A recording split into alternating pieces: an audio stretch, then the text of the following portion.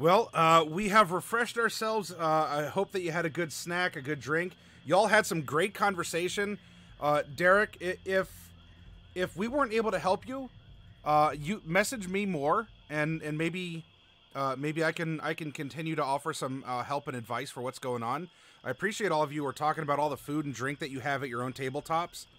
And of course, for all of you who have cats that... oh, nope, don't topple over, please. She's just rubbing on everything, my goodness. No, Derek, you know we're good for it. Ma'am.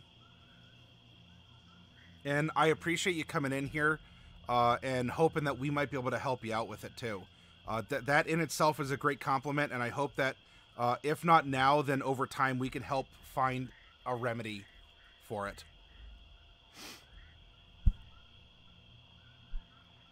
Yeah, her tail is just going bonkers. Jolt and barbecue potato chips, says Bubonic One. And I had some string cheese, some mozzarella, and a teriyaki beef jerky. Oh my goodness! Welcome, Party RPG.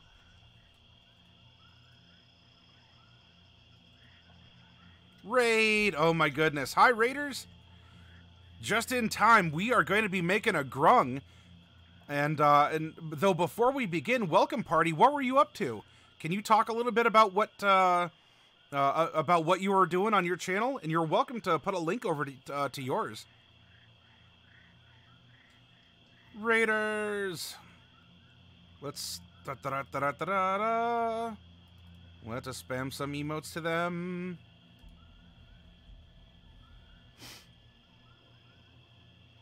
Or is Welcome Party lost in advertising purgatory? Yeah, it's... I'm happy.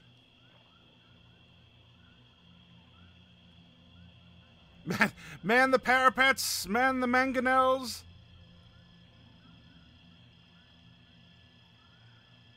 I'm glad you're caught up, Armadillo.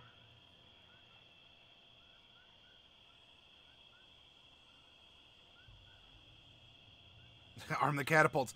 Well, welcome, party. Whenever you're loaded in, please let us know what you're up to, what you're doing. Thank you for bringing people over. And for any of you who are new here, welcome to the workshop. We're getting ready to make a randomized character, and we're going to be using the race option as created by D&D Time, hosted by the Mad Lads Pete and Jeremy, who just last night had their epic showdown for the Carnival of Souls, their big Halloween event, and I died gloriously in it. It was a lot of fun.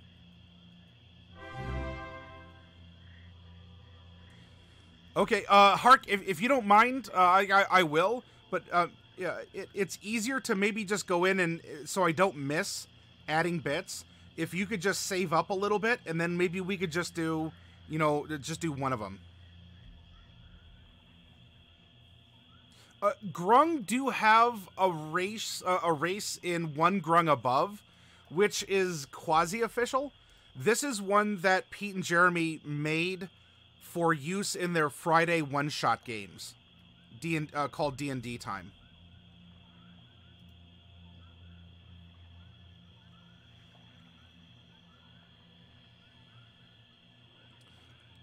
As quoted by Volothamp Gedarm, Grung, sentient poisonous frogs that live in trees. Truly, the gods hate us. Grung are small anthropomorphic poison dart frogs. Grung stand 3 to 5 feet tall and are typically the dominant race within their domains. Grung societies tend to be insular.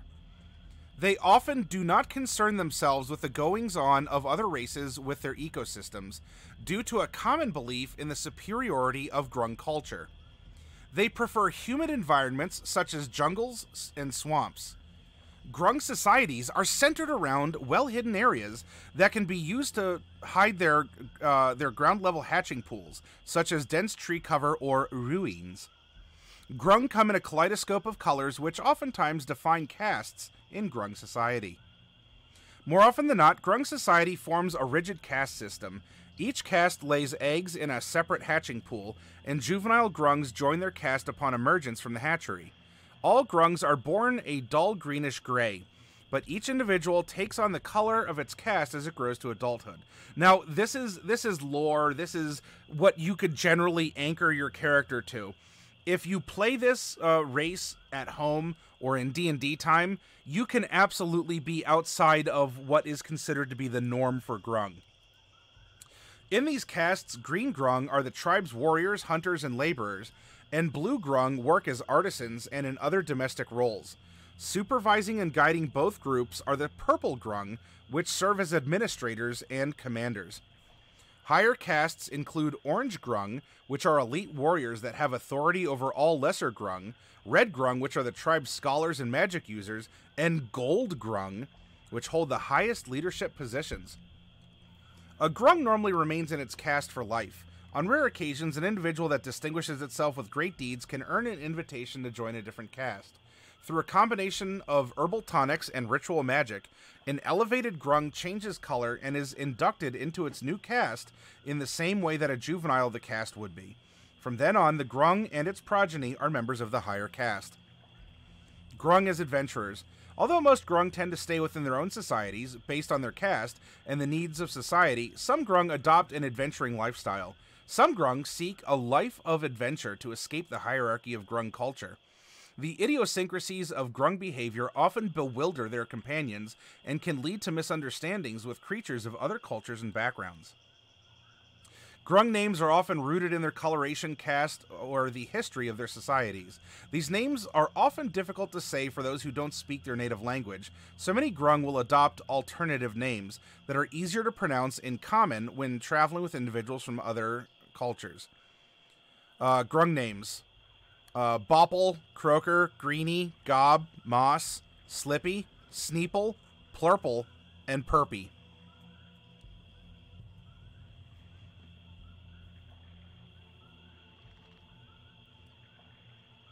Tristaflump, you agree with totally not Luke's father, that's why you made your own? Hey, if you want Flurple, Armadillo, you can have a Grung named Flurple. We have a Plurple, you can have a Flurple. See? If Trustaflump himself is blessings upon Flurple. Alright, now for the Groung traits and all that, we're going to get to it, including... Alright. I'm gonna let you... Come here. Nope, closer. There's a little bit of a fight going on when it comes to Grung.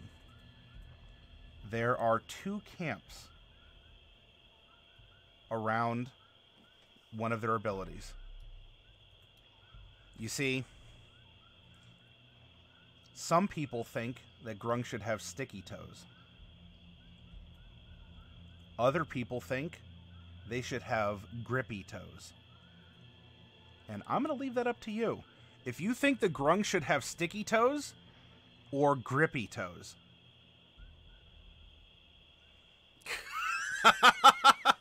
Trust the flow. Ooh, I just dodged that one. You decide if they have sticky toes or grippy toes. A house divided. All right, let's go to our character randomizer, where I will call on you in chat to help me make a character. Uh-oh. Trustaflump is getting gripped on. Tastes great versus less filling.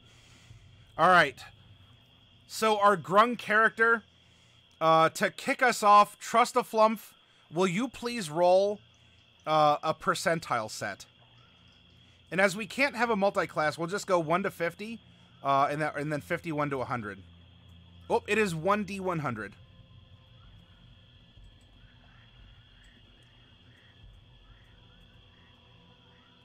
It stops on 69. Where is O Sheeps? The automatic responses in chat. Nice.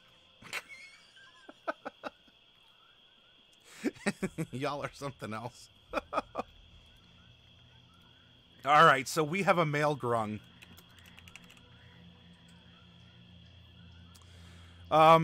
So we have our race sources. Now, as for its disposition, right? What is its alignment? Nina, suggestive wiggles. Nina, will you roll a percentile set to tell us what is the disposition of our Grung?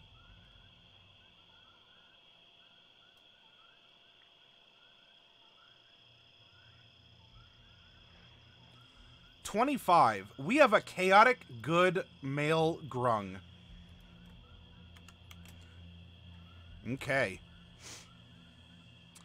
Now, at what level are we going to generate this character? Well, in D&D time, characters can only get so high a level until they become legendary.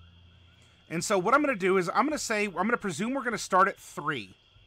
And we're going to add a d6 if the result of a 1 is 3. So I guess we could say 2, and then, 2 plus a d6. That's fine, too. Less confusing that way. So, Blood Deuce, what level character are we having our D&D time Grung be generated at? Can you please roll a d6 in chat?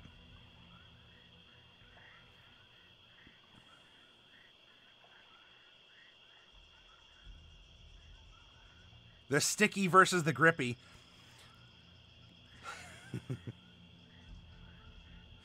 Trestaflump, I think you have the basis for a D&D time adventure. The party must intermediate in a brewing civil war between grippy Grung and sticky Grung. Stops on a 5. We're making a level 7 character. Ooh. So a level 7 character in D&D time is very powerful. You are getting towards the upper echelons of power in the lands of D&D time as a level 7 character. Now, we cannot feats and multiclassing are not allowed in D&D time normally. And so I'm not going to worry about do we have an ASI or a feat, because we're going to take the stat bump. Now, for the background source. There are very few backgrounds that are not allowed. And Trustaflump, correct me if I'm wrong, but Guildmaster's Guide to Ravnica isn't. As well as Acquisitions Incorporated. And what about something like Ghosts of Saltmarsh? Though I think you said those backgrounds were okay.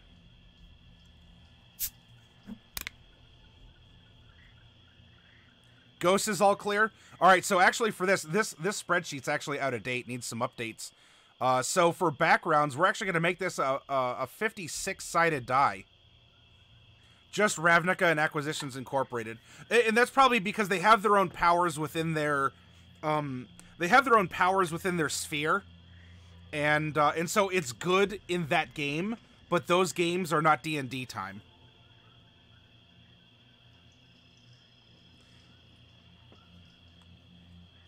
But for convenience sake, as I do not have Ghost of Saltmarsh here, let's keep this at a 52, and we will just roll. And last time I made a character, I'm like, oh, I messed up because the D4 was the tier, and then we if we ended up getting a 1 on a 4 and a 1 on a 13, it's still a result of a 1. So we're just going to have someone roll a D4 and someone roll a D13, and that'll be the background that we get. Armadillo, will you please type ! 1D4? Baloo's Clues, will you please type ! 1D13? And let's find out which background our Grung character is. All right, so we have a 3 times 5. Background number 15. We have a Dragon Casualty. Dragon Casualty is out of the Curse of Strahd Adventurers League supplement, if I recall correctly.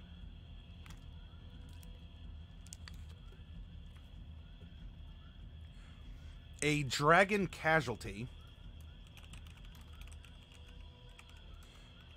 Believe me, those exist in D&D time. Totally not Luke's father. There are 8 different kinds of Dragon Casualties in this supplement. Will you please type ! 1D8 so we can figure out what happened to this poor Grung? And by that I mean we're going to have a placeholder. We'll figure it out in a little bit after some more dice rolling. Stops on a 6. We are Dragon Casualty number 6. I don't know what that means, but we'll figure it out together. All right, now it is time for the class. What class is this Grung rocking? Let's go. Hark, will you roll a d12 and tell us which class we have? Now, it should be pointed out that while the backgrounds in Guildmaster's Guide to Ravnica are verboten in D&D time, the subclasses are allowed.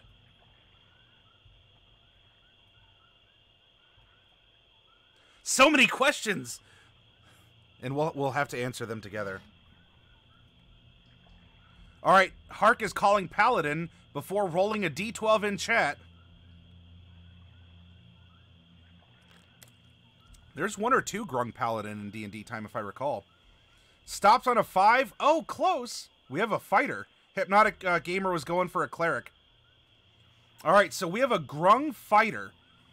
Now, there are different kinds of fighters. Hypnotic Gamer, will you roll a d8 to help us determine what kind of fighter we are? A 6. A purple dragon knight that is a dragon casualty. I mean, next thing you know, we're going to have a Cormyrean Warflump or something. What's going on with Cormyr? Why don't we have flumps as playable races? I don't know. I can't answer these questions.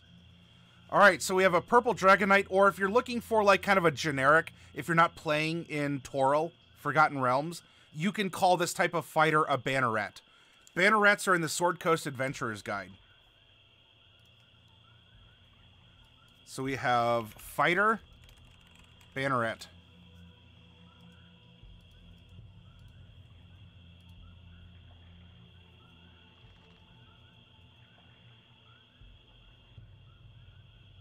Very dragony, yes.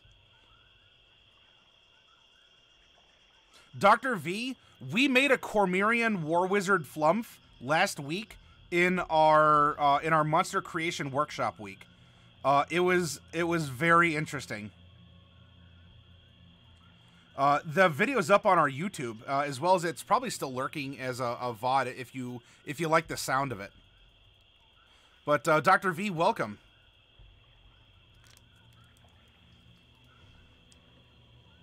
In fact, Dr. V, we do get a class feature as a fighter. Dr. V, will you please roll a d6 in chat, exclamation point 1d6, to determine what kind of fighting style we're going to have?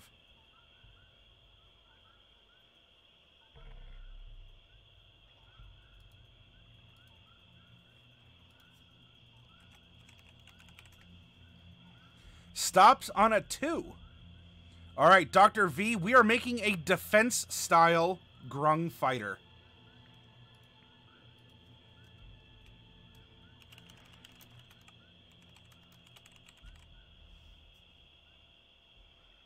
Sounds like Cormyr's a real place of opportunity. Warflumps, Grung Paladins, even the monstrous races get to be heroes. You wouldn't think that in Cormyr, from what I understand. Cormyr is very singular in some of its lines of thinking. All right, let's see. Do I have Grung? I have Tortles. I don't know if Grung have been loaded into the age, height, and weight chart that's a part of the spreadsheet here. There's lizard folk. No, I don't think the Grung are here. There's goblins.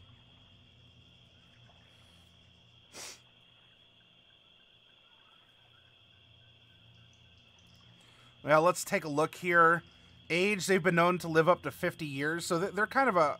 So this is probably more like goblin. Size, 2.5, so yeah, you're small.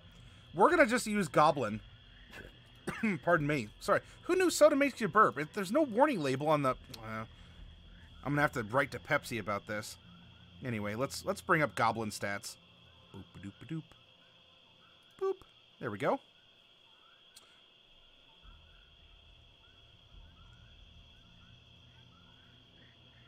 Oh, that sounds like a great concept, Dr. V.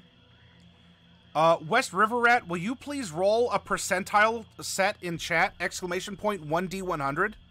Let's find out where in the life cycle our Grung is. Which, at home and even in D&D time, you could play old characters, young characters, have fun with whomever you bring to the table.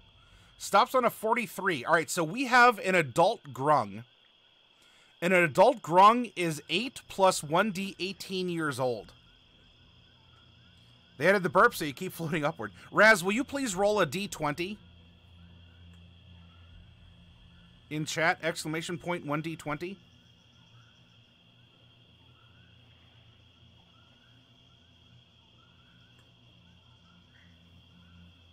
Stops on a 1. We are an adult Grung at 9 years old.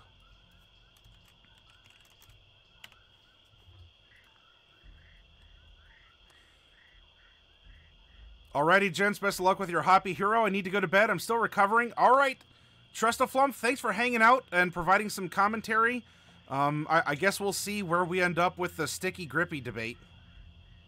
But be well, my friend. Yes, we are an adult at 9 years old. Grung age more quickly. It's sort of like how Dragonborn at age 2 have the same kind of competence as a 10-year-old human.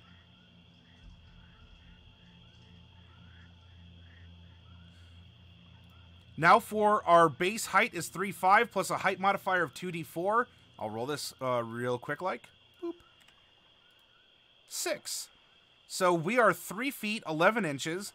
And then the weight modifier is 1, so we're just adding 6. So we're a base weight of 41 pounds. 41 pounds at 3 feet, 11 inches.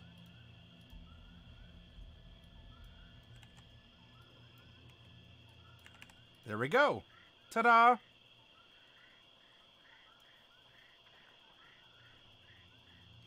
Totem Fiend, will you please type exclamation point 4D6 so that the first 3 numbers are going to be our ideal bond and flaw for our background? 112. 1. Whoops, I'm sorry, those are personality traits. 112.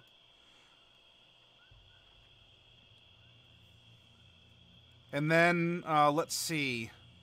Who else do we have chatting here? Hypnotic, can you roll a d8 and I will do the same? And let's come up with the personality traits for our character. I rolled a 4 and you rolled a 7. So personality trait 4 and 7. Excellent. We now have the placeholders we need to build a character. There may still end up being some more random number generation. Oh, shoot! Trustaflump! I don't know if you're still there. If you are, can you send me the quick instructions on how to do a name in D&D time? Using your secret name code. If you've already gone to bed, I understand, and you don't even hear me anyway. So no offense taken. I forgive you.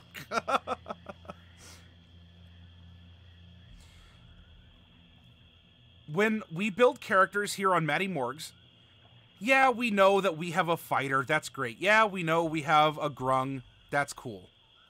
I like beginning. Dr. V, we're on the cutting, bleeding edge here. I'm holding an action to forgive Trustaflump for not being here after he said he was leaving. This is D&D. We can do this. Believe me, the workshop is all about mental gymnastics. Just remember, it's called gymnastics, not gymnastics. I want to know who our Grung is based on our background. This is who we were growing up. This is our hobby, our first job, something that was a part of us in our foundational years. And I love making a character from the background up. And to do this, I am going to need to find... Dun-da-da-dum. I need to find the supplement I have. There we go. Optional backgrounds for Curse of Strahd. Black Fist, Double Agent. Ah, Dragon Casualty. Here we go. Now, this, this is a good way, much like the Grung fluff we were reading earlier. You can reference it, especially in D&D time. You don't have to. It gives you a basis for maybe some of the verbiage that that you read, or it gets you thinking about parallels that you can incorporate into your game and or character.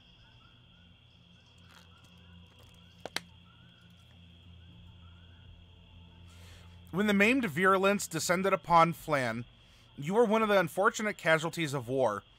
Captured during the initial assault, you have spent the last year of your life as a plaything of a capricious and malevolent overlord.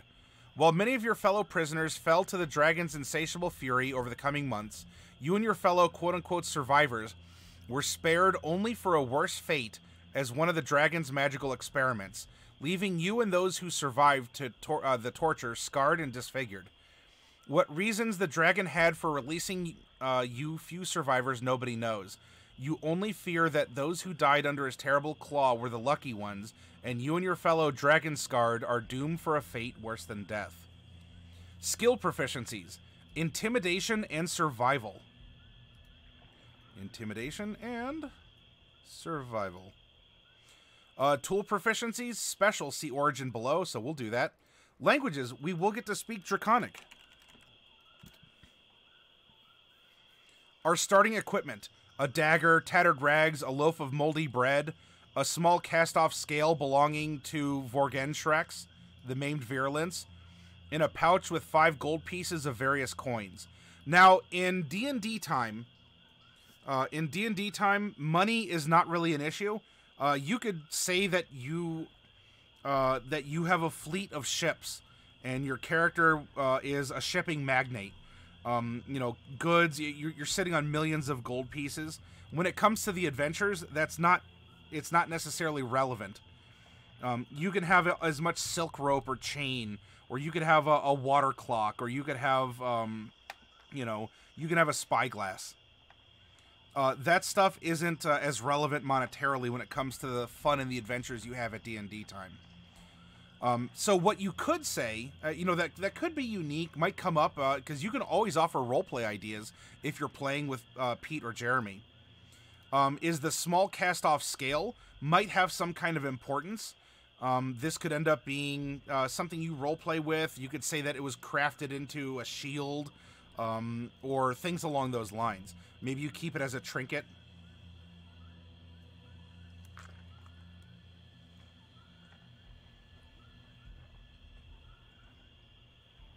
Oh, yes, so, Blood Deuce, are you still here to answer those questions?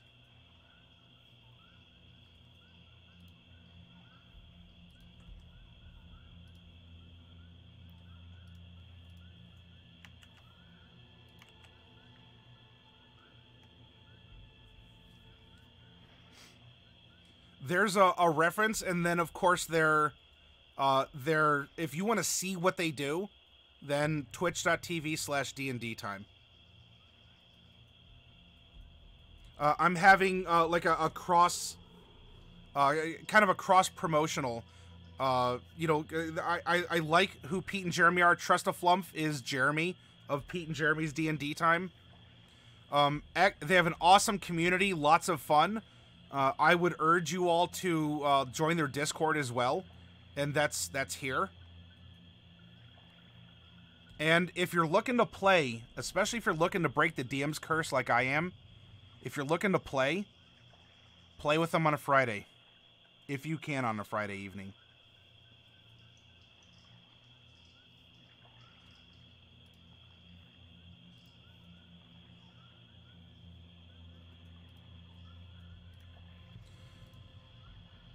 All right, now we have an origin here, which apparently our tool proficiency is going to be tied to. The origin that was rolled was number 6. A scholar or healer. So we used to be a scholar or a healer. And I guess in some case, or in some consideration here, we should just go... yeah, Blood Deuce is sort of like our ambassador. Not that Blood Deuce isn't a part of this community, but Blood Deuce is an excellent ambassador to D&D time because he can describe, you know, characters, what happens on Fridays, kind of the culture, and can, you know, talk about some lore and some other things as well.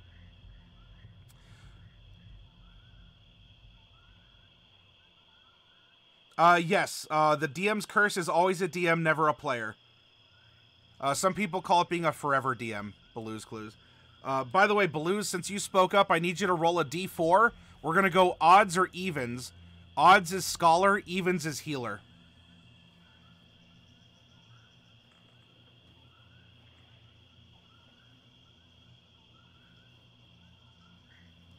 Evens.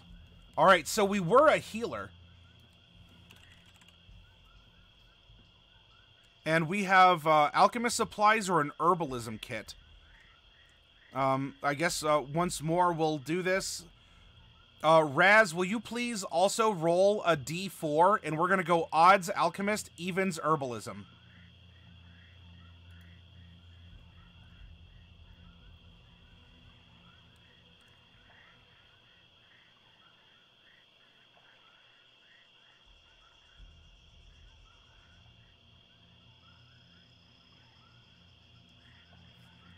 Either of these would fit a Grung very well.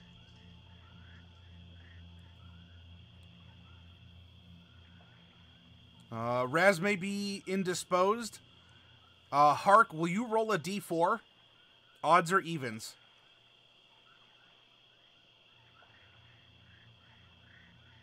Evens, herbalism kit.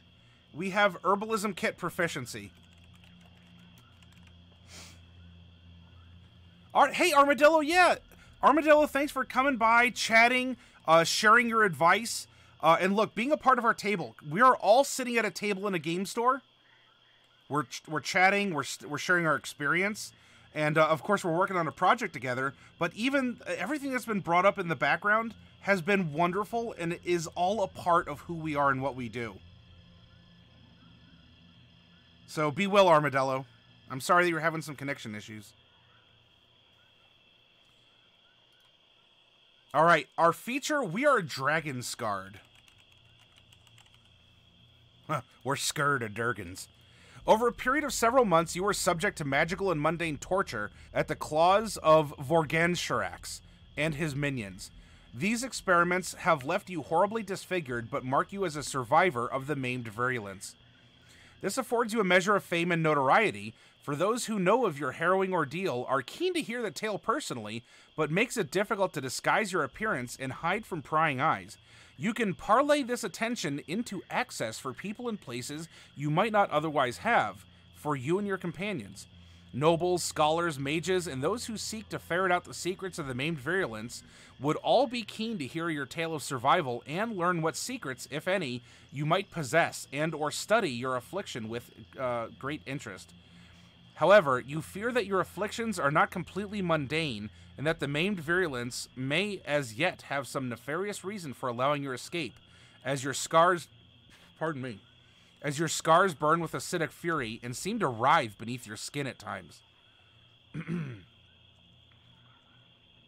And note, this features a variant of the Far Traveler feature, and the Far Traveler feature is in the Sword Coast Adventures Guide, and is itself a variant of Outlander, I think. So disfigurement, optional. In addition to extensive scarring, you may choose one of the following options to represent your disfigurement. This disfigurement is purely cosmetic, misshapen, and horrific to look upon. You know what? Let's have a disfigurement. Raz, will you please roll a d8? I know we missed you on the d4, but... or I'm sorry, not a... or yeah, is it a d8? Oh, this says d8, but it's only given us 6. Never mind, Raz, give us a d6 roll, please. Exclamation point 1d6. And, Raz, I'll let you disfigure our Grung.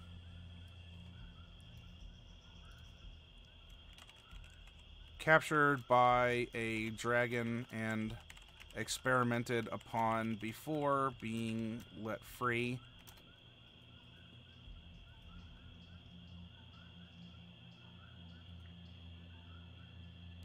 No matter what you roll, the disfigurement is that the Grung has sticky toes instead of grippy toes. Alright, a D6, we get a 1. Raz, what did you do? Small, non-functional wings, or alternately, misshapen wing-like membranes along one or both arms.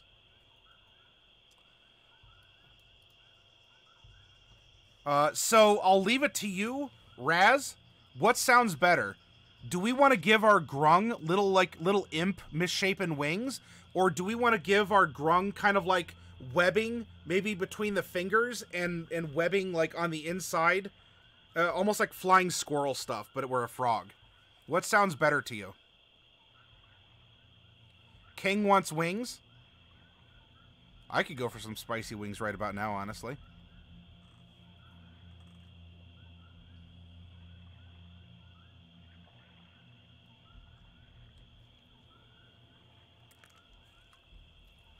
Messed up non-flight wings are always cool. There's a Final Fantasy race that has small misshapen wings like that, if I'm not correct. I think they always wear helmets. You never get to see their face. No, well, those are functional wings. Moogle wings are functional. It's the ones from the you carried around something that kept miasma away. Ukes. Okay. Raz, you want the flying squirrel kind? So we have a membrane, kind of like a membrane between our fingers, and we want kind of like flying squirrel. So it doesn't give us flight. It doesn't give us flight. It just shows that we have that we've been misshapen in some way. We have membranes between our fingers, toes, and arms to body.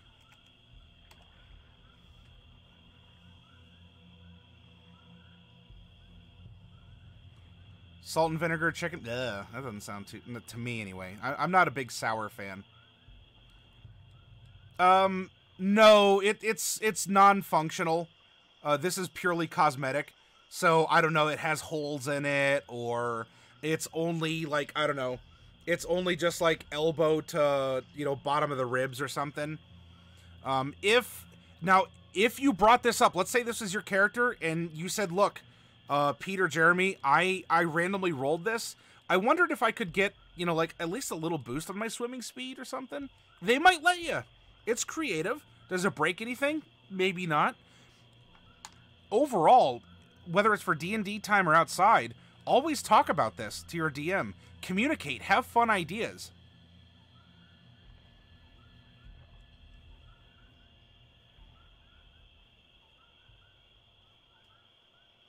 No, it's purely cosmetic.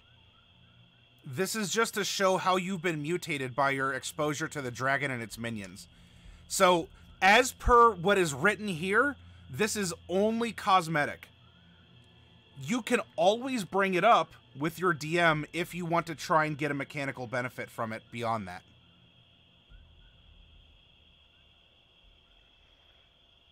Yeah, it could be something like that, West River.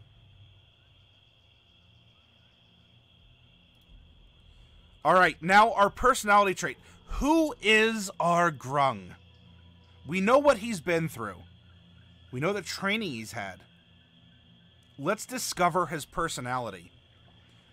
Personality trait number 4. I'm going to scoot this over. Boop, boop, boop, boop, boop, boop, boop.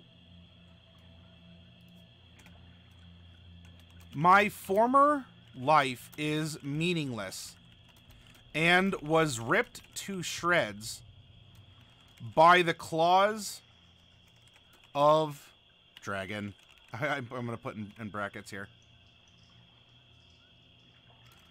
All that matters now is what I do with the future. So we've given up on our past. We're hoping for a better future because we're living with the results of what happened to us today. The dragon turned the Grung's sticky toes into grippy toes. Oh my goodness. And the rolls can even back that up, Raz. Boy, you are gonna... Trust-a-Flump is gonna... this is gonna cause... this is gonna cause a problemo, huh?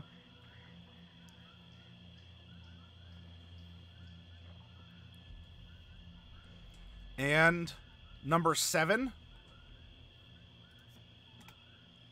I sleep with my back to a wall or tree and a weapon within arm's reach.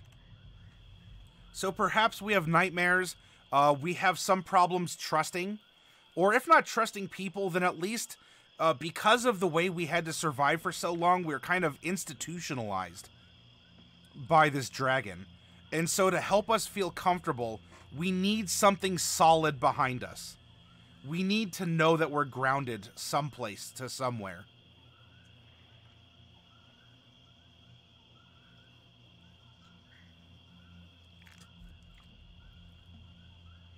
Now, what's his ideal? Number 1, survivor. No matter the cost,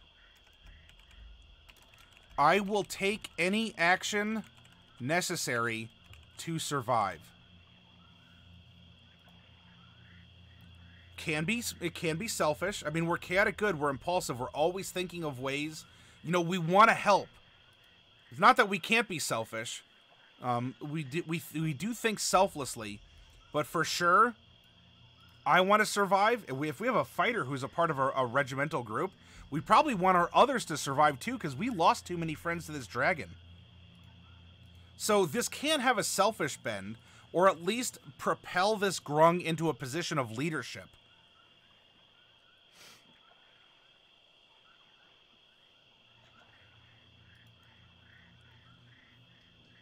Now, what is our bond? Our bond is number 1. I have sworn vengeance on the dragon. And those that follow him. If you have a bond like this, if you notice, Trustaflump took a note that there could be an adventure coming up where we're seeing a Grung civil war between those with sticky toes and those with grippy toes. The chat inside their Discord or during their games or their brew sessions or whatever, they pay attention to that, and you might find your puns or jokes or suggestions or ideas don't even have to necessarily be funny. You might find that they took that idea and gave it a little bit of an RP twist to run as a one-shot on Friday. And you may very well even be in that game.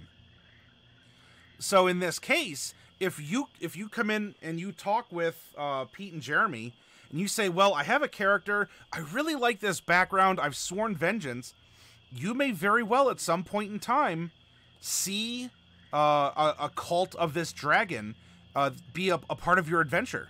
You might even get to fight the dragon at some point in time. Who knows?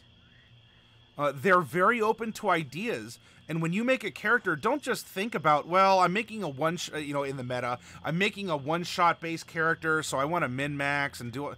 No, make a fun, silly character. He or she could be derpy, could have an interesting, trick, could be non-optimal, and still be an excellent part of any party. Because every party of 4, it's not balanced. They don't choose, all right, well, someone's going to play a paladin, and someone's going to play a cleric, and someone's going to play 2 strikers, or whatever. It's not balanced around that. So people play the characters that they want to have fun with, and they go from there. All right, now lastly, our flaw. Our flaw is number 2. I secretly believe others are plotting to harm me. Suspicious. We interact with people. We can get along with people. There's always that doubt that they're going to want to try and stab us in our grung back.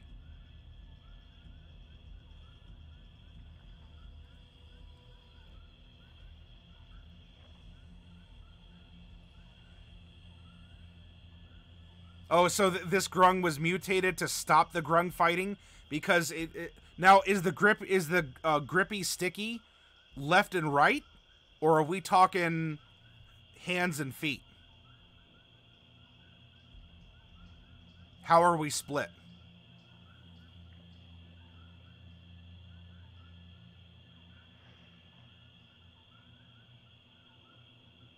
Yeah, he wants to help, but not at the cost of his life, West.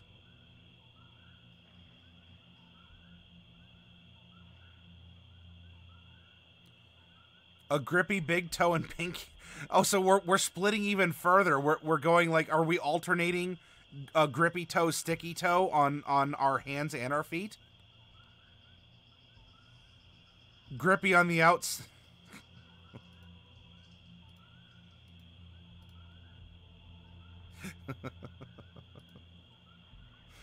Gotcha. All right. We know our we know our character. We can get in his head, right? We know his history. We know what he's been through. We can rationalize how he makes decisions. He's been through some stuff. And this is wonderful roleplay material to jump into a game. And you'll notice so far, we have a character. I would argue we have a character right now. You know what? Yeah, we don't have a bunch of numbers on our sheet. And so what? We know we're a fighter, but you know, we don't have all the fightery stuff.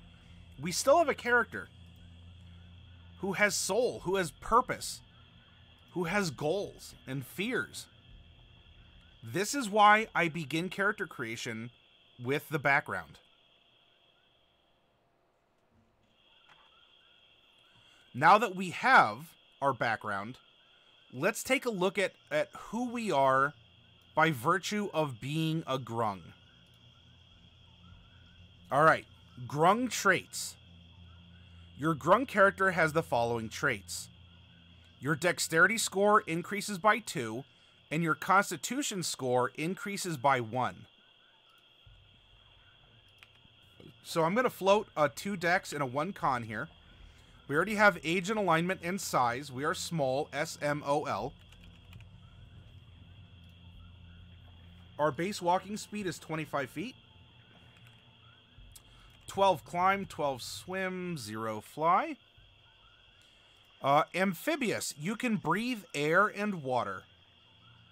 So for racial traits, it's off to the side. But as you can see here, I'm simply typing in what you're going to see on screen, and I'd rather feature the PDF than have you see me type all this other stuff.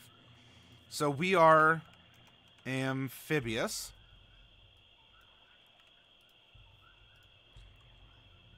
Aposematic coloration.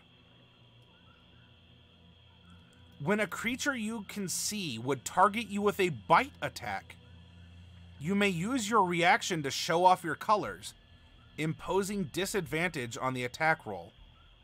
After you use this trait, you can't use it again until you finish a short or long rest. When a creature you can see would target you with a bite... So this is, you know, we are tree frogs. We have bright colors to discourage other creatures from eating us. And bite attacks come up... this is not just, you know, 1 in 10,000 chance in all of D&D. There's plenty of bite attacks that exist, let alone ones that are run on D&D time specifically, let alone if you wanted to take this homebrew race and use it at your own tabletop.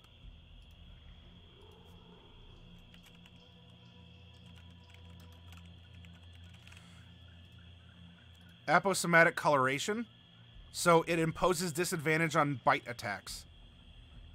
Grung tactics. You have proficiency with the blowgun and the net. But that's fine. We're a fighter, so we are, I mean, we're already proficient. But, you know, if we were a wizard, there you go. Poison resistance. You have advantage on saving throws against poison, and you have resistance against poison damage. You are immune to the poisonous skin feature of other Grung.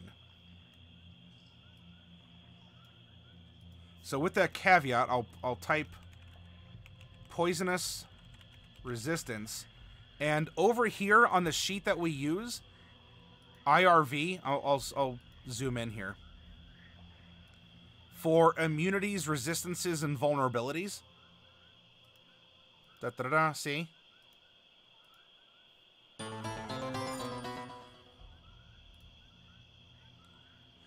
Clicker, welcome. Thank you very much for the follow. Good morning.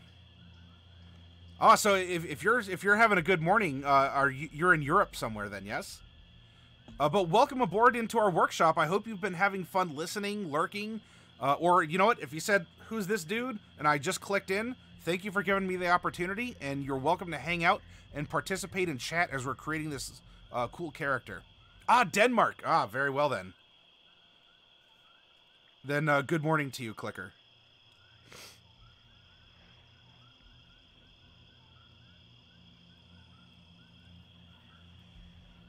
Dr. V, the stats at this point develop what they're good at, not necessarily what they are or what they want.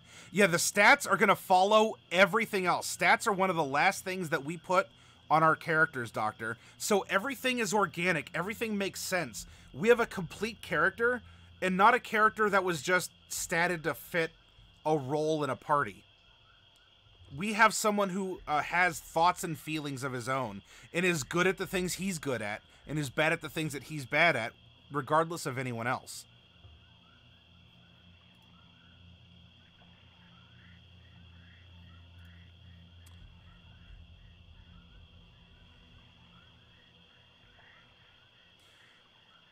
All right, we also have Poisonous Skin.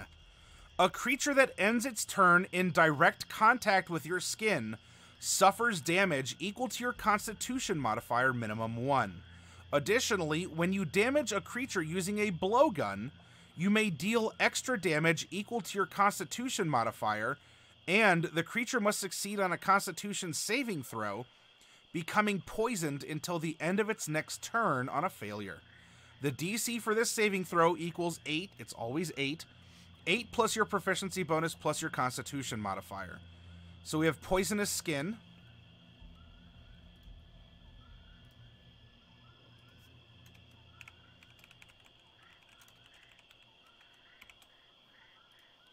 Standing Leap. Your long jump is up to 25 feet, and your high jump is up to 15 feet, with or without a running start. So we still have to abide by the jumping rules.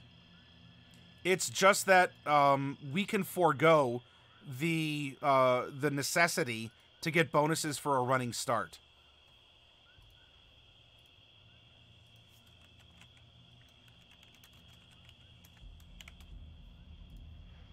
Sticky Toes.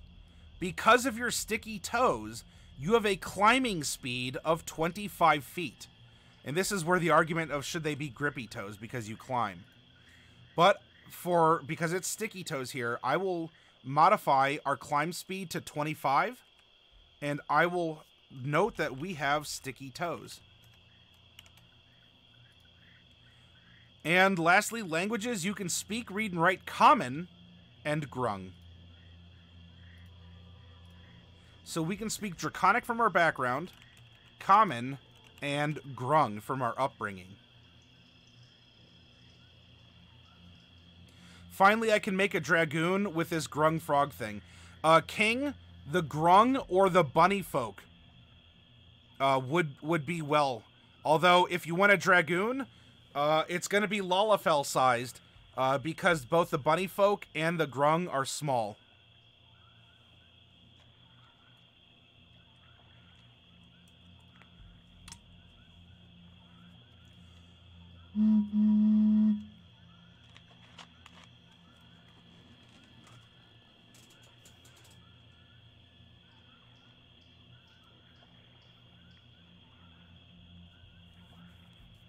In fact, I'll tell you, King, this is good for the Grung. The bunny folk get an automatic jump. If you wanted to take a look at the bunny folk here, and believe me, those hops have saved me. So as a bunny folk here, what is it? Big ear, a bunny hop, boop boop boop, right there.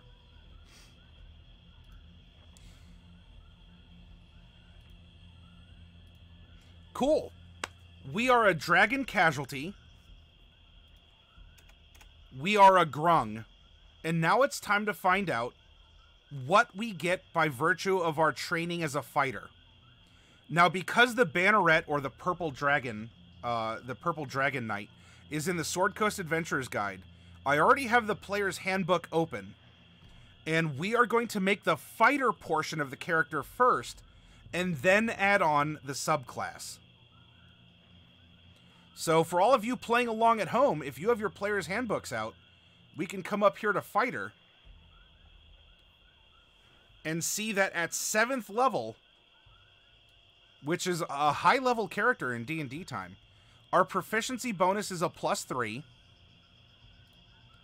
We are a D10 hit die class, and as we're 7th level, we have 7 D10 hit die that can be used during rests to naturally heal our hit points, so we're not reliant on potions or magic all the time anyway. We are proficient with all armor as well as shields, simple and martial weapons. We have no tool proficiencies by being a fighter, and our saving throw proficiencies are strength and constitution.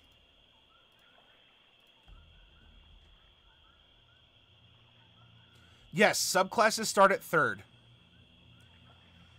We're going to be adding 7 levels of fighter, and then we're going to open up the Sword Coast Adventures guide and add in what we get up to 7 levels. Well, not 7 levels because they're intertwined. I mean, so we're adding, I should say not 7 levels of fighter necessary. We're adding our fighter features that all fighters get from the player's handbook. After we do that, we're going to go to the SCAG, and then we're going to apply all the features that we would get from the subclass. For a Pathfinder game, I attempted to make a character who could pole vault 3 spaces above the enemy and then activate sprinted charge to emulate the jump ability. But the DM didn't go for it because riding the wind doesn't count as being mounted. But then also his session lasted like 20 minutes and he gave up. Oh my goodness. What caused the DM to give up after 20 minutes? What was going on?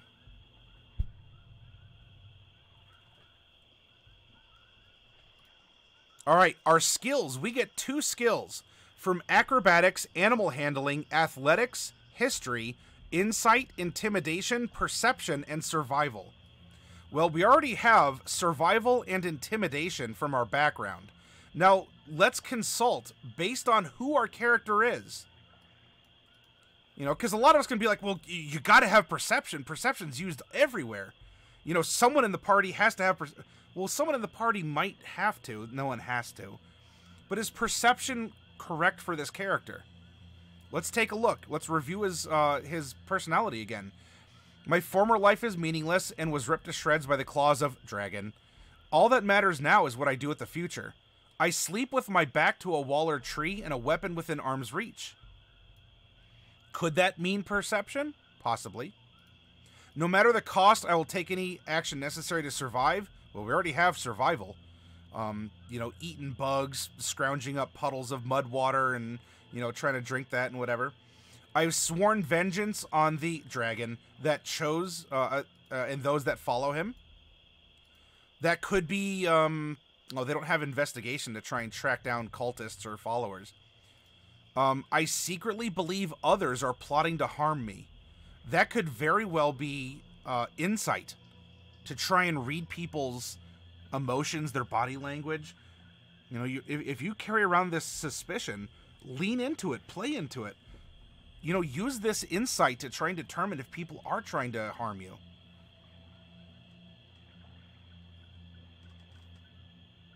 Yeah, Clicker, there are 2 cats that make their way on stream, and we have a special emote anytime it happens. We do have a cat butt emote for the channel. He had to introduce the quest to us, and he went, you know, I got nothing. We told him to run with it, make it up as we go, get him, it'll get good. The signs were all there that he was backing out, clamming up, not saying much about the game. Then why did he step forward to run? You know, was he pressured by friends so his heart wasn't in it in the beginning?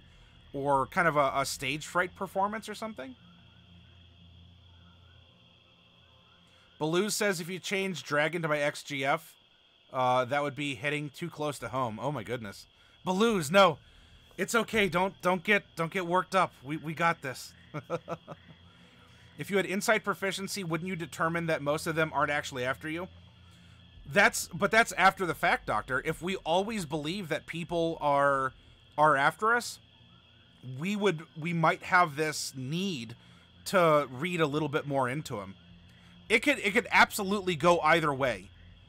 Though, to justify my thinking, I'm throwing that as a possible reason out there. Oh, you have a Maine Coon cat? Oh, so Clicker, that is amazing. Those are big, beautiful cats. I think he had a moment of courage and then and then the actual task took him down. Oh, all right. Well, you know what? You still tried to encourage him, King, which was nice of you to do, and hopefully one day he'll find that courage. So let's see. Acrobatics, animal handling, athletics, history, insight, intimidation, perception, and survival. If we do have someone that is paranoid, perception and insight would probably be wise for them. I can also step aside and say, well, we were a healer as a dragon casualty. You know, maybe we were an understudy. You know, we're a combat medic. You know, we're not a paladin with magic powers, but we learned how to, you know, staunch bleeding wounds, how to, you know, keep the head stable and stuff like that. And so you could also make an argument, whether it's to Pete and Jeremy or if you're making this character at home, and say, I really like the concept of a healer. Would you let me take medicine instead of insight? It's still a wisdom skill. Would you allow me to take medicine instead of perception? I think it would make sense for my character. I personally don't think that's broken to do. These are suggestions. You don't have to abide by them. And if you're coming up with a good story, your DM may be more likely to be open-minded to that. So I would ask for that in this instance, but playing it by the book, probably insight and perception would actually be ones that would, not just in a meta sense where like everyone needs perception. Come on, bud. Hey, here's the other one if he'll jump up here. Hey, Rachie, come on, bud. Or you could just headbutt my knee 3 times. That works too. All right. You do you, boo-boo.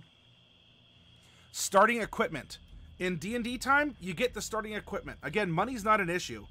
That said, if you want to upgrade to like full plate armor and whatnot, I mean, upgrading armor and weapons to magic weapons and such, there's a methodology. Like you have to adventure so many times. Get the Bartholomew bucks, which are the in-game currency you get by questing on behalf of Bartholomew the Wizard. Come on. There he is. Now it is an official Catbutt stream. Here's the model for that beautiful emote. Well, don't turn too much. You'll give him the Eye of Sauron here. So, you know, when it comes to counting ammunition and all that, you don't really have to. It's nice and streamlined, so I'm not worried about starting equipment.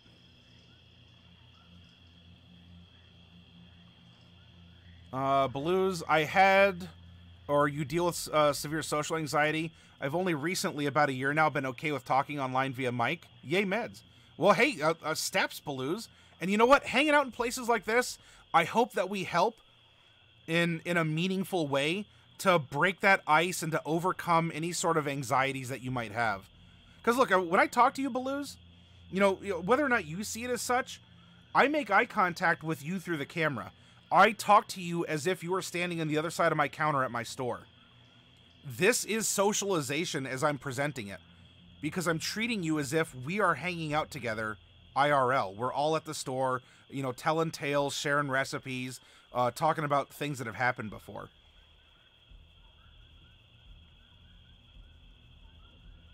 Oh, you got some works in progress, Refry? Cool.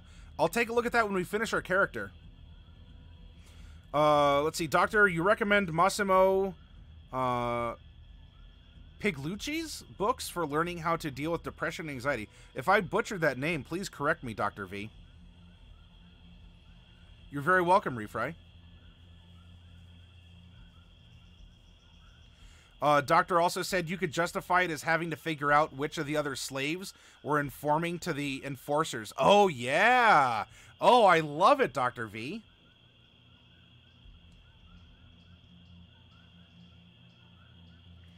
All right, our fighting style. was defense. While you're wearing armor, you gain a +1 bonus to AC. And you know what? I think that works. We're definitely, you know, we're clammed up. We're very defensive. We're concerned about ourselves. Not that we're not concerned about others, but we're very paranoid for our own life. And plus, if we're extra armored, people might not see our horrible mutation of our kind of skin flaps. Okay, so we get that at level 1. We get a second wind, so we can recover in combat partially without the need for magic or potions. We also get an action surge. Ooh, action surge is so good. Where we get another action to take on our turn. Our martial archetype, we're not going to worry about that just yet. Our ASI, we'll get to that once we worry about scores. At 5th level, we get an extra attack. Nice.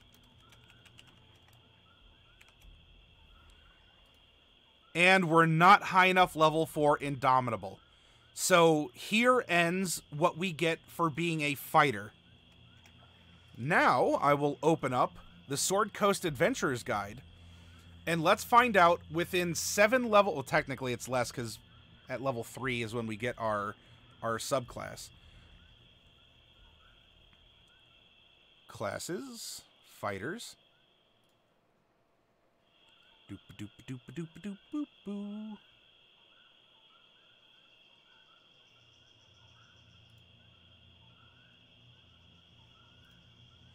By the way, does this look familiar to any of you out there? Where have you seen this before?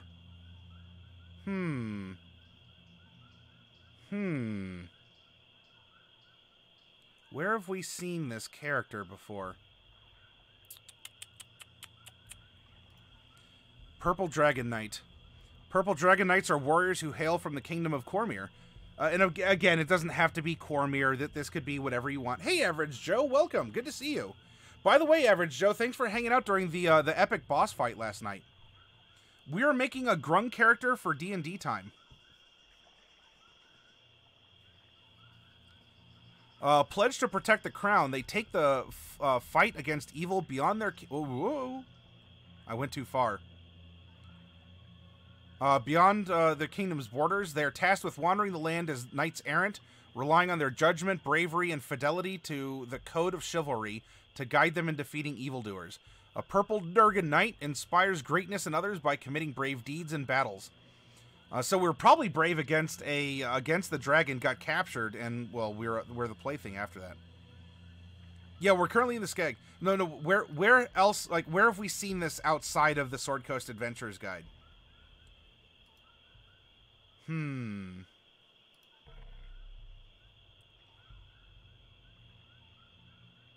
A couple of you out there might know.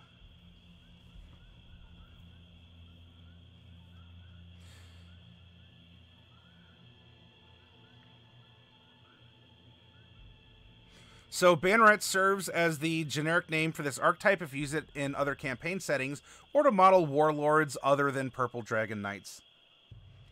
Crumdrade, hello. Yeah, I'm enjoying the Grung love here.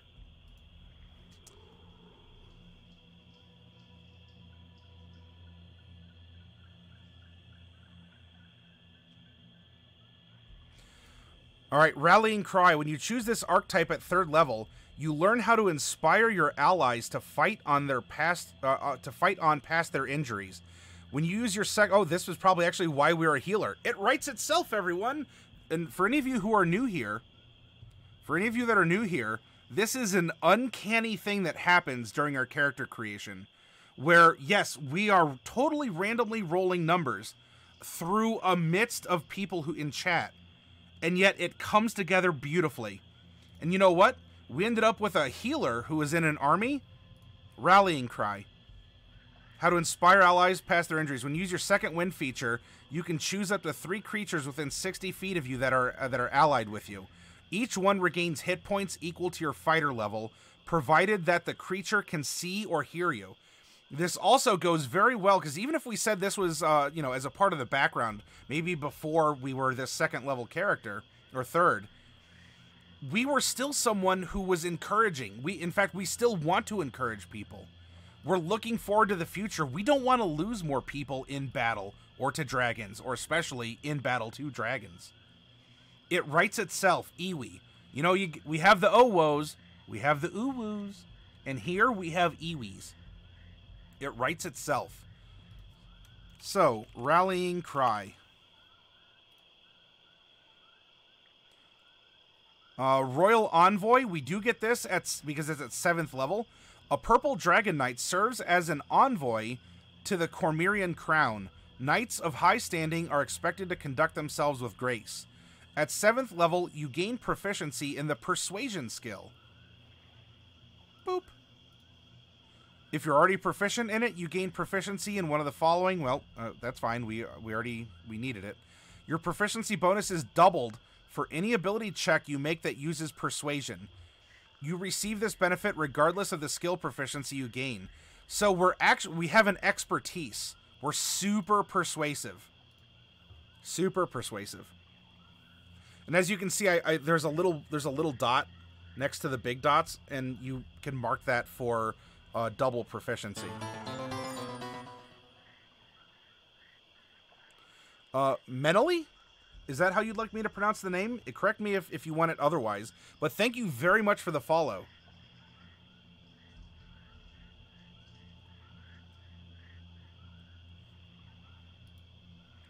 Not in Tyranny of Dragons, Raz. Nope. And so Inspiring Surge is 10th. So there we go. We have Rallying Cry, and then we get that skill proficiency as well. And by the way, Rallying Cry would be really, really good because in D&D time, there's squads of 4.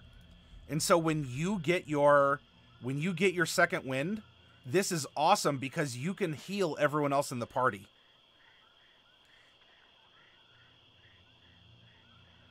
DM call by default, no, Baloo. But just like anything else, I mean, it's a climb speed, like a walk speed. So if we're climbing something muddy, we're probably leaving muddy mud prints. So it'd be conditional. Pardon me. Sorry, that Diet Pepsi's back for revenge. Excellent. We have a chassis now for our character. It's polished. It looks nice. We put a spoiler on it. Even though it's a front-wheel drive car. And now it is time to drop the engine into the car.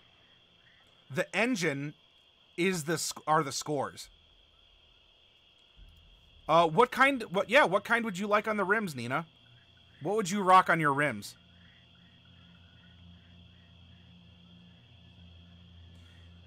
I don't mind at all. Welcome. So yeah, Blood Deuce. If your mom is watching, hello, Mrs. Blood Deuce. Welcome.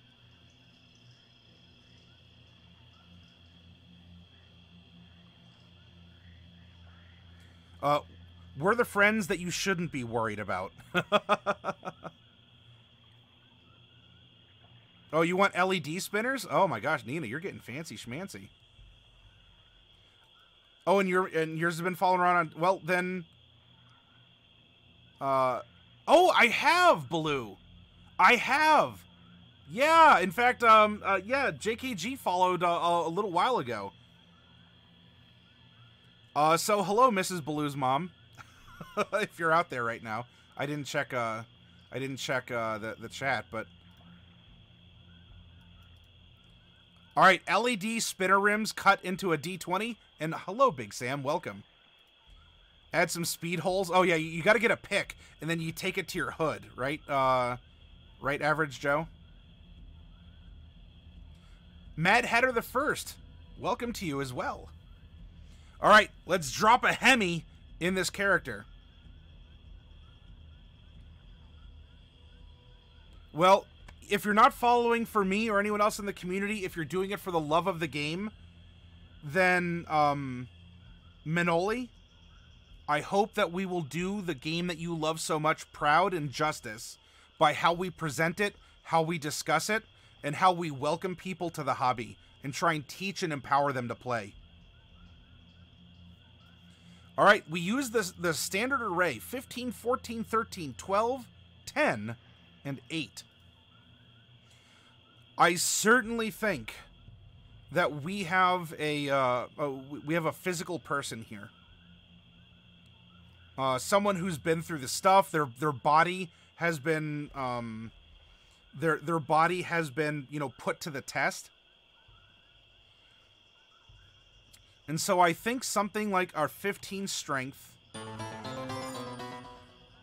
Mad Hatter, thank you very much for the follow. I'm happy to have earned that from you. And I will continue to earn your follow, your chat activity, your presence in our community as long as I can. And for all of you who are new here as well, if you like who we are and what we do when I'm broadcasting, stop by our Discord. We keep it safe for work, PG-13. We have a mentor network. If you need help or if you want to help other people, you can request to be a mentor. We have some fun inspirational stuff. It's a great area to be. I'm biased, but other people in chat might be able to talk that up too.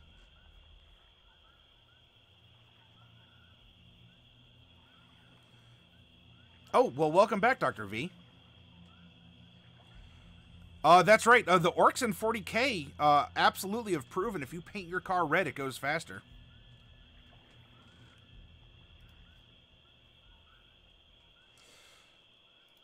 So we are very tough here. I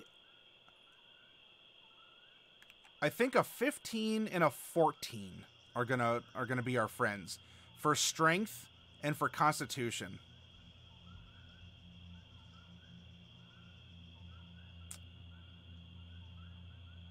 Should we put the 13 for the +2?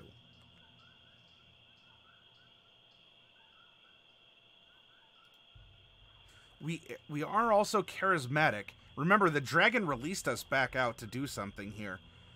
We are kind of a leader. We want to be that rallying cry. So if we have our if we have that,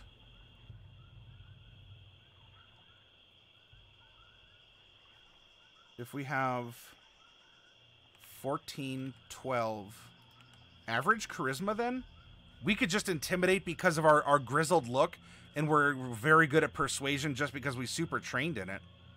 I do not think that we're a very intelligent person. We missed out on a lot of life being captive. We might have been driven a little bit mad.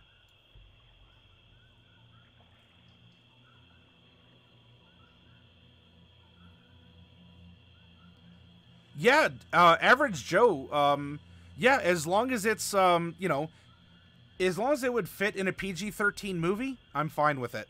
And if you have a question, because you're like, I don't know, there's like a severed head rolling around, or something else, or, you know, someone showing a little, you know, it's tasteful side boob, but you're not sure, you can always send it, you can always ping a moderator and say, hey, I'd like to post this, what do you think?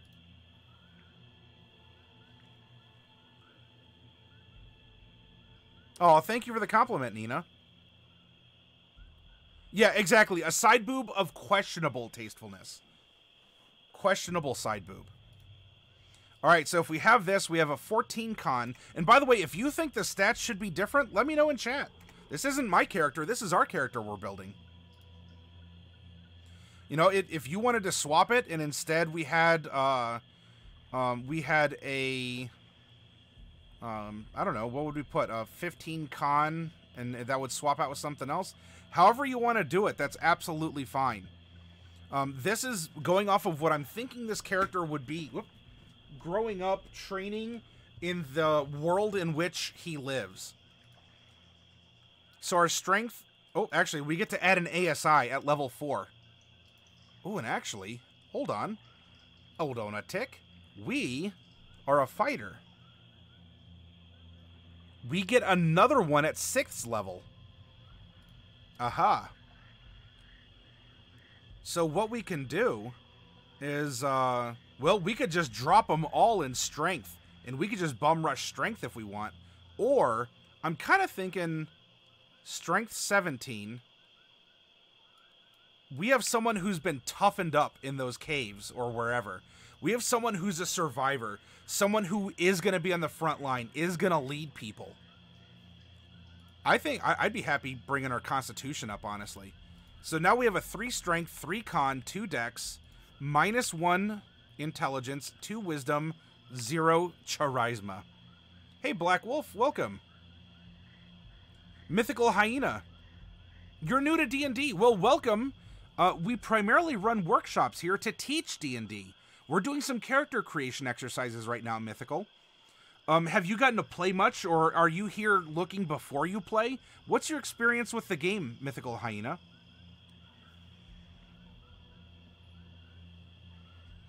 Nina's telling me the joke's on me. Oh my goodness. This whole time. My dreams. Alright, our strength saving throw is a 6 because we're proficient, so we get our proficiency bonus to our modifier. Bonus, modifier, modifier, modifier, right? Our athletics modifier is a 3 because our strength is a 3. We're not proficient in athletics, so we do not get to add our bonus. Dex is 2 down the line for the same reason. Constitution saving throw is a 6 because we are proficient in that save. Intelligence, I'm just gonna copy paste this -1 all the way down the line. Wisdom, 2 save, 2 animal handling, 2 medicine. Insight is 5. Perception is 5. Survival is 5. Charisma, 0 save, 0 deception, 0 performance. Intimidation, we do have proficiency, so we get our 3. For persuasion, we have double proficiency because we're just that good at it. And so while we have 0 charisma, we actually have a +6 to persuasion. And by the way, there's nothing wrong in 5th edition D&D with having proficiencies in skills that are attached to what you might call a dump stat. Whether it's a 0 or a negative, there's nothing wrong with that. You're not, Mythical Hyena, thank you very much for the follow. You're not losing out. It can still build your character. It means you're good at that one thing. You might not have gotten a universal education, but you know your history, because maybe growing up as a kid, that's all that interested you. Who cares about math? Who cares about, who cares about identifying leaves, except when you got a wipe and you're like, well, there's a 3-pointed leaf over there I could use. So you eschew that other stuff, but history, oh, you're on top of it. And over time, honestly, your proficiency is magnificent enough in itself that you can still hold your own, even if it's in a low score.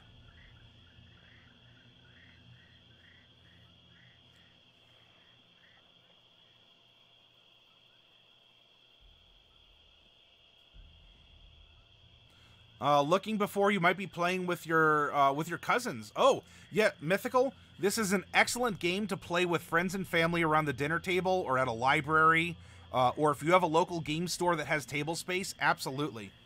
So, Mythical, while we are doing an exercise in character creation, if you have questions, please ask them, because that is ultimately why we're here. We want to welcome and help new people to the hobby.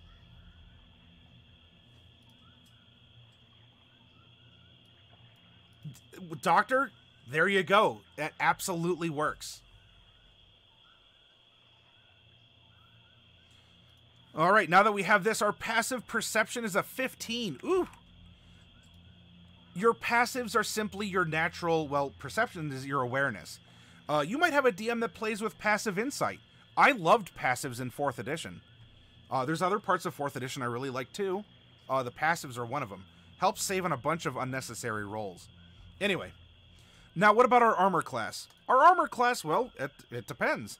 What armor are we wearing? In D&D time, we'd be starting with chainmail, which would be a 16. If we're wielding a shield also, that gives us an extra 2 AC. But because of our defensive fighting style, we would actually be at a 19 AC. Let's see, Grung do not have dark vision.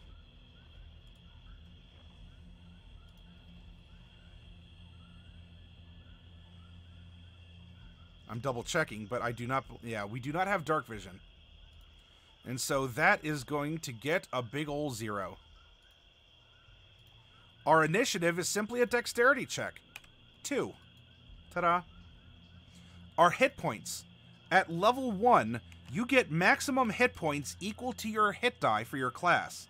For a fighter, that's a D10, so we get 10 hit points at level 1. For the remaining levels, so 6 of our total of 7, you get half plus 1 of your hit die, which is 6. Half of 10 is 5, plus 1 is 6. Then you get bonus hit points for every level of your character. So that's 7. You get bonus hit points equal to your Constitution modifier. And so there we go. So we have 21, 36. This becomes 46. This becomes 67. We have 67 hit points at level 7 with this build. If we attack with strength weapons, and of course, you know, depending on what weapon you would want this character to play with, you fill it in that way. But if we're just attacking with strength weapons, then we have a +6 to hit. If we're attacking with dexterity weapons, it's still a pretty good +5. We have no magic spells. We're a fighter that doesn't use magic. No spell slots. No spell attacks. And so, yeah, we don't need to worry about this. Our character has earned a name. After all of this now, what would inspire you? What would you want to call this Grung? Has this Grung stuck to Grung naming conventions and has a Grung name? Has it accepted a name in common that reflects its color or its shape or a frogginess? Has it chosen a more noble name because it is a Banneret knight? I mean, we almost have that character from Chrono Trigger, in a sense. You know, a frog knight that's been through a lot of stuff, wants the world to be a better place, but kind of has a tragedy around him. Greninja, he's a Pokemon.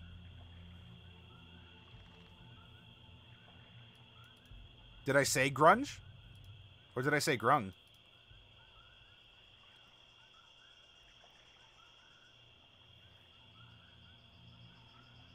Grung is a small frog person. The Grung should be named Stippy.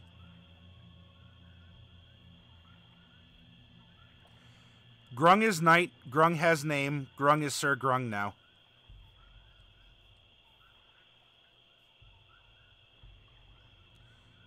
Quingar, you want to name the Grung Chabao? Rash, Zitz, or Pimple? Integer Devourer?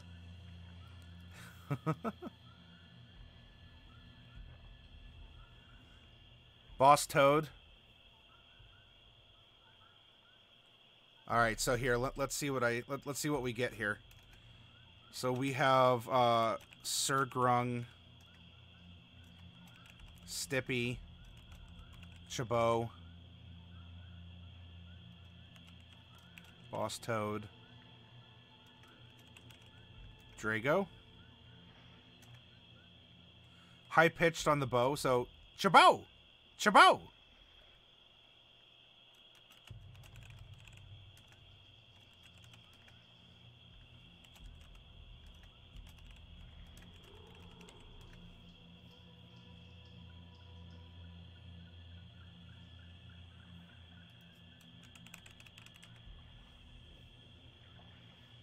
Tobias.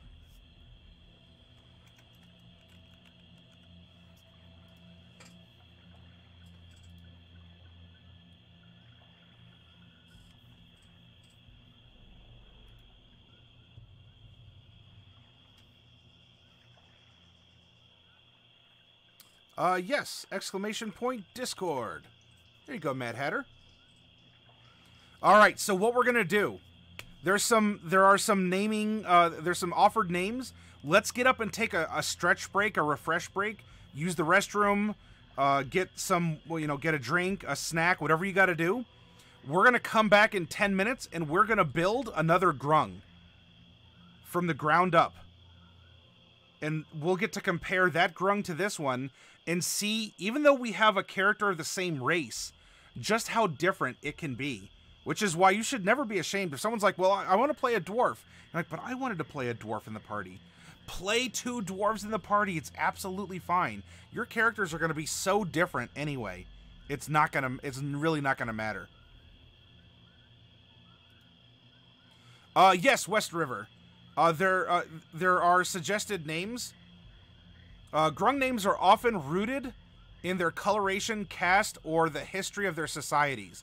These names are often difficult to say for those who don't speak their native language, so many Grung will adopt alternative names that are easier to pronounce in common when traveling with individuals from other cultures. Grung names such as Bopple, Croaker, Greenie, Gob, Moss, Slippy, Sneeple, Plurple, or Perpy.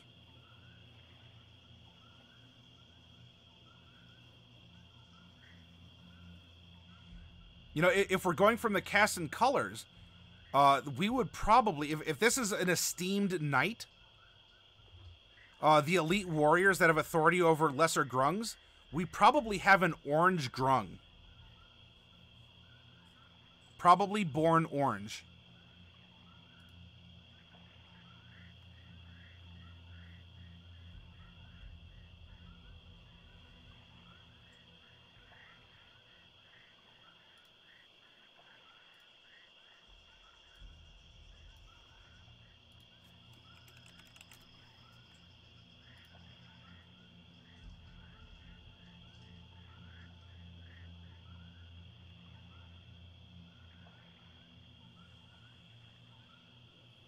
That's gold.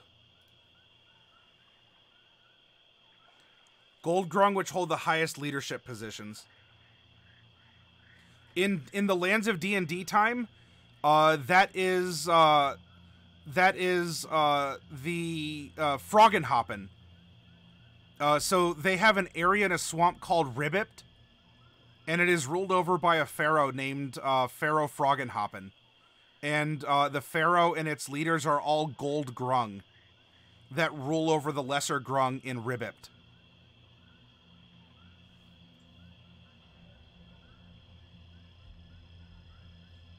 Which, by the way, if any of you like lore, if you go here to the lore of the lands, they have some and you're not required to memorize any of this to play on D&D time with them on Fridays, which I suggest that you do. It's a lot of fun. But if you like lore and things to consider, check it out. Where you'd be looking for that would be the Banneret Swamp. Pharaoh Froggenhoppen. This friendly grung rules over the inhabitants of Ribbipt, and you go from here. There's also Bullywugs. The Bullywug Emperor resides over his people, and that is Julius Frogston IV.